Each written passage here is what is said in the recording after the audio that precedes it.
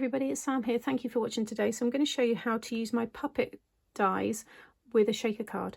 So I've got these ones here which are easel cards, but they have that shaker element, and then he still moves really nicely. You've got your sentiment there, lots of room to write your message, and it all folds flat. I've also got the same here with the fairy, so you can see all the beads there and the angel kisses. And then I thought I would show you this different style, and this is on a gatefold card or a drop down gatefold. I think it looks really cool, and you can see he still moves really nicely, and you've got your sentiment there, and then it stands up. You've got lots of space to write your message. So this is the one that I'm going to show you how to make today. So let's get started. So you want to cut yourself a piece of 12 by 9 inch cardstock, and along the 12 inch side you're going to score it 3 and 3 1/8, and then at 8 and 7/8 and 9. Next you want to fold and burnish all of your score lines.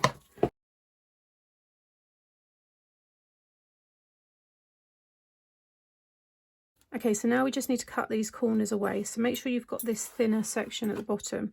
You're going to remove this outer score line as well. So you want to cut up the inner score line up to that first score line there. So can you see that other score lines in this piece? And then cut again really neatly, because this is all going to be seen. Just cut across like so, because this little 1/8 of an inch is just the spine to just hold the bulk. This needs to go up inside there. So again, you want to remove it so that that other score line's in that piece.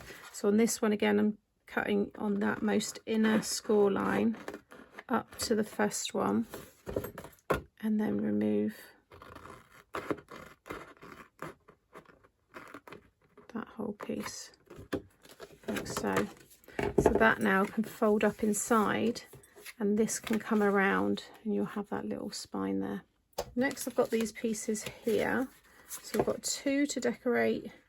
We all actually want 4. I'm just doing the inside for the minute, and then I've got that one for the bottom. So these here are 2 3/4 by 5 3/4 for the mirrored card, and then the pattern paper is 2 1/2 by 5 1/2. This piece at the bottom is slightly different because of the way we've cut into this. So it's 5 1/2 by 2 3/4, and then the pattern paper is 5 1/4 by 2 1/2.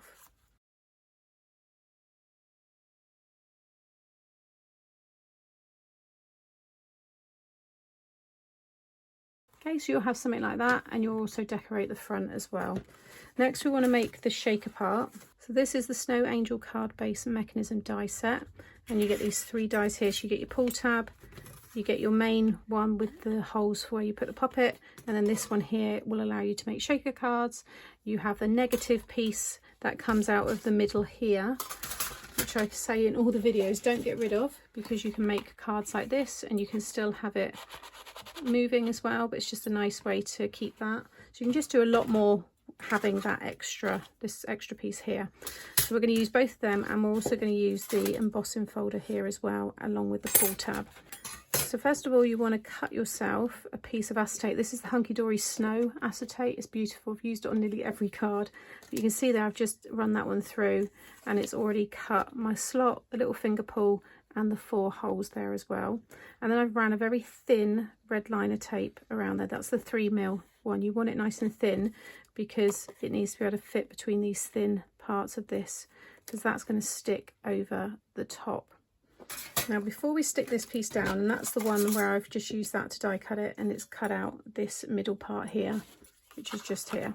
So that's what you will have when it cuts away. But I want to get this piece embossed, so I'm going to run it through the embossing folder. So I'm just going to lay it down. You can see the image here, so I'm just going to sit it so it's lines up with that, like so. Run that one through. So now we've got that nice effect there.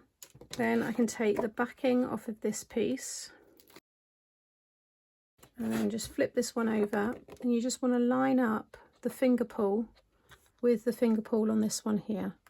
So just get that in place first, and it will run flush with the top, and then just roll the rest of it down like so. Okay, next you want to die cut this one here twice and stick them together so you have this pull tab, and you want to get yourself 8 brads. So you want to get a colour that's kind of going to match. The 4 that you use inside could be any colour because you're not going to see them, but the ones on the outside you may see them, especially if you're using the fairy puppet, because hers are completely visible just because of the way that she is, and she's got very delicate arms. I think the gingerbread man, things like that, some of them you might see them more than others, but some of them completely cover it. With this one here, you want to grab the 4 limbs, so you want to have your legs and your arms like so, and they're going to attach to the 4 corners here by the 4 outer holes there. So grab a brad, pop it through the top one there, and then pop it through the bottom right hand side there. Okay, then I'm going to grab another one, pop it through the leg, and then pop it through the mechanism, and just open that up like so, and then do the same with the arms. So just sit it over the top and then pop your brad through, and again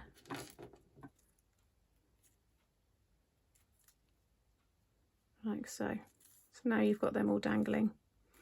Then you're going to feed that through the slot so it comes through like so, and it will sit up there. You'll then have these 4 holes on the plastic piece and the 4 holes left, one on each of the limbs, and that's where you're going to pop another brad through the top and then just line it up with the one underneath and open it, and now you'll see it's attached to that section. Now I always keep forgetting, and I've done it again on this one, before I stick the rest of that down, it's worthwhile. I mean, you might find it's okay, to be honest, it's not the end of the world, but you just want to add a bit of tape behind the points, not on these ones, but just this one and the bottom one. So I'm just popping some tape there, just snip that away. You can see there on the back, just take the backing off. It's quite easy to do even when it's together, and then just stick that down. It's more this one here, you might get the mechanism catch on it when you know, push it up and down, so I'm just going to get a thicker piece in there. But if I just pop it underneath, and then I'll do it this way so you can see, just snip it away there, and again you can see, just take that backing off like so, and then just stick that down. Okay, it's more that one there, okay, but just yeah, it's just a little tip there. So I can just carry on now, popping the brads through the rest of those holes. Okay, and now you'll see that moves really nicely. And then you want to grab some foam pads, and you're just going to cut them in half. I'm just going to cut all the way up this piece here so I can use these. And then you want to have 2 of them, and you want to double them up again like so, and then take the backing off. And then if you have this open so they're both straight like that, and you're going to stick this in the middle just near to this, see it's just kind of equally spaced, that way when you bring this up and down, you see it doesn't hit it at all. So again, I'm just going to take another 2 and stick them together and pop that on the other side. And then you want another 2, and you're going to stick these 2 just above the slot. So just hold that up there. Take the release paper off of these, and then just hold the snowman, and you want the bottom to cover the bottom there, and then just stick that down. Make sure everything's nice and straight like so. Now you can see that moves really nicely. And I'm just going to stamp pull. You might want to pop an arrow in here or just write the word pull. This is a stamp from one of my older collections that I know many people have. So that's there. And then I'm going to use my silicone foam tape here, and I'm going to stick this all around, just following really the tape underneath.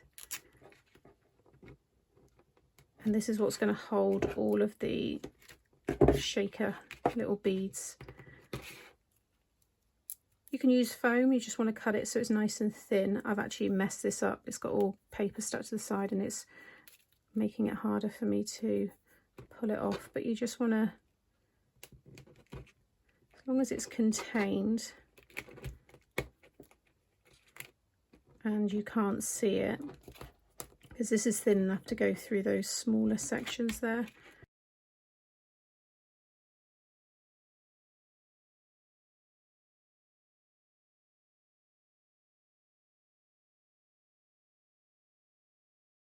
And then just near the mechanism, I'm just adding just a little bit. It doesn't matter that there's still a little opening because these little beads will not come through there. And if you're using sequins, they're bigger anyway, they're definitely not going to come through. But I'm just adding just a little bit either side there. Can you see? Because you can't have anything obstruct that mechanism. So I'm going to take the release paper off. Okay, next I'm going to tip these little styrofoam or polystyrene little snowballs. I'm going to tip it onto here. Some people tip their shaker pieces into that piece and then put this over the top, but I can never line it up. I always like to do it this way. So I'm just going to, I think there's a hole in both sides, so I'm just going to sprinkle these all out. Okay, I think that's going to be enough. Don't breathe. Just move them away from the sides. You don't want the tape attaching to any. And then I'm just going to lay this one down. They'll probably start to stick to it because of the static, that's fine. And just stick it within that area. So now you see they all move around really freely.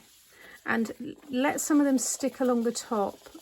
You can see there, I don't think, or maybe one came out, but once they've stuck around there, they should stop any, you know, any little strays getting out. But now he moves really nicely and you've got all that movement from the snow and it will all stand up really nicely. So then I'm going to finish it off with my sentiment. So I wasn't sure whether to just stick it straight onto there like so, or to have this piece and then have it on top of that. I am going to add this piece. I've just popped some foam on the back to give it even more dimension. And then I'm just going to stick that one down there. And then I've taken the festive wishes from these two here.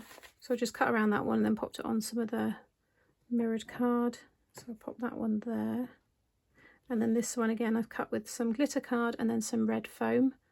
So I'm just going to add a little bit of glue onto the back of this and have that on an angle like so. So there's the finished card. I think it turned out really nice. I love the shaker part, and then you've got the movement from the puppet, and then you've got your sentiment there at the bottom. You can write your message on the back. Obviously you'll decorate the front. I'm making samples, so I'm doing the filming at the same time. And then it will all close up. What I would suggest is maybe don't add as much foam as I have there, because it does all close up still, but it's, like you can see, it's a lot of bulk there. But it still looks really nice, and it's definitely going to be enjoyed this Christmas, that's for sure.